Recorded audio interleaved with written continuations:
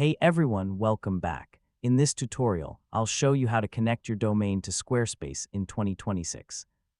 So if you already bought a domain and want to link it to your website, yeah, this is exactly what you need.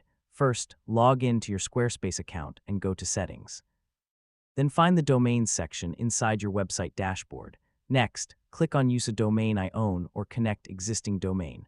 This tells Squarespace you already have a domain and want to link it. Now type your domain name exactly as it is, like your website.com, and click Continue. After that, Squarespace will ask where you bought your domain. Choose your provider like GoDaddy or Namecheap, or select Other if it's not listed. Now you'll need to update your DNS settings.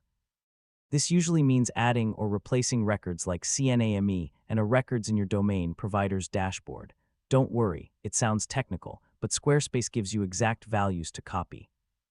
Once you've updated everything, it can take a few minutes to a few hours for the domain to connect. So yeah, just wait a bit while it propagates. Finally, go back to Squarespace and check your domain status. Once it shows connected, your website is officially live on your custom domain, and that's it. You've successfully connected your domain to Squarespace. Now your website looks more professional and is ready for visitors. Hey everyone, welcome.